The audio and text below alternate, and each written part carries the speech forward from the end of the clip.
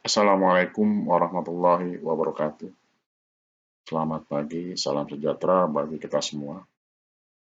Anak-anak kelas 5A dan 5B yang berbahagia.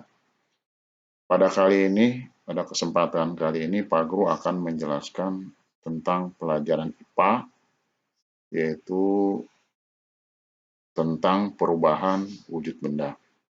Yang mana pertemuan yang lalu kita membahas tentang ciri-ciri benda padat, benda cair, dan benda gas. Nah, sekarang perubahan wujud benda tersebut. Perubahannya bagaimana? Ya. Yang jelas perubahannya ada 6. Nah, untuk pertemuan kali ini Pak Guru baru menjelaskan 3. Nanti besok ya, insya Allah 3 lagi untuk perubahan wujud. Karena kalau hari ini dituntaskan, waktunya tidak cukup. Baik anak-anak, perubahan wujud benda, itu tadi yang Pak Guru bilang ada 6. Sekarang yang Pak Guru bicarakan baru 3. Yang pertama adalah membeku atau pembekuan. Yang kedua, mencair atau pencairan atau melebur atau peleburan. Jadi mencair, melebur sama, ya. Kemudian yang ketiga adalah menguap. Jadi baru 3. Baik, kita bahas satu persatu. Yang pertama adalah membeku atau pembekuan. Apa itu membeku? Membeku adalah perubahan wujud benda dari zat cair menjadi zat padat. Jadi dari zat cair, ya, dari air, terus memadat jadi padat. Contohnya jelas, ini air yang diletakkan di dalam kulkas atau freezer itu akan membeku, ya, menjadi es. Nah, ini namanya proses membeku. Air yang dituangkan, ya, ke dalam tempat kotak-kotak es, itu kalau ditaruh di freezer kulkas, ya, dia akan menjadi es beku, padat, keras. Yang tadinya cair menjadi padat, jadi keras. Nah, itu makanya zat padat menjadi padat, jadi zat cair menjadi padat. Itu peristiwa pembekuan namanya, ya. Contohnya ya air menjadi es, air yang diletakkan di dalam kulkas. Itu adalah pembekuan. Kemudian yang kedua itu perubahan wujud, yaitu tentang mencair atau melebur, ya. Apa artinya? Mencair itu adalah perubahan wujud benda dari zat padat menjadi zat cair. Nah, ini kebalikan dari membeku. Kalau membeku dari zat cair menjadi zat padat, nah kalau mencair dari zat padat menjadi zat cair, gitu, ya. Ya contohnya ini tadi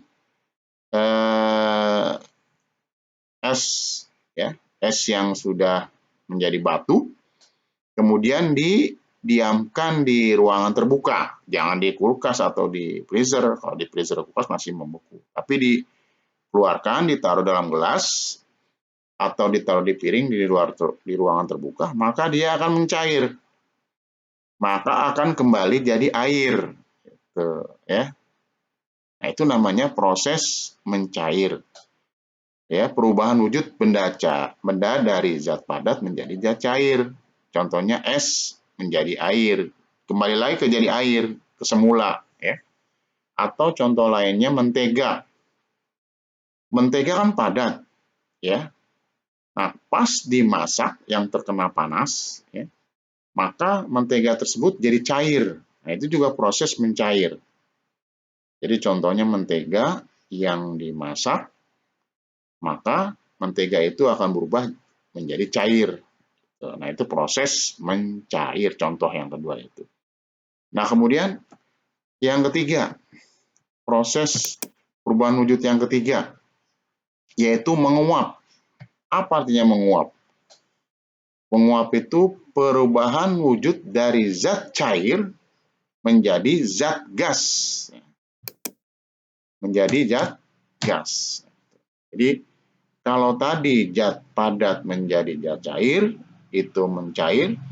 Dari zat cair menjadi zat padat, itu membeku. Nah, sekarang zat cair menjadi zat gas. Itu namanya menguap. Ya, menguap. Contohnya, ya memasak air. Memasak air dalam panci. Nah, kalau sudah sampai 100 derajat panasnya, ya, kamu jangan angkat pancinya, lama-lama airnya habis. Kenapa habis?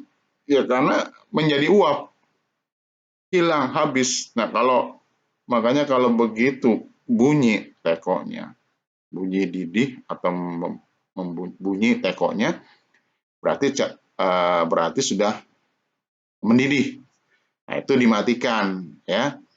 Nah itu sebetulnya proses menguap. Nah kalau tidak diangkat, tidak dimatikan, tidak diangkat pancinya atau tekonya, maka air itu akan habis, ya, menjadi uap, habisnya menjadi uap.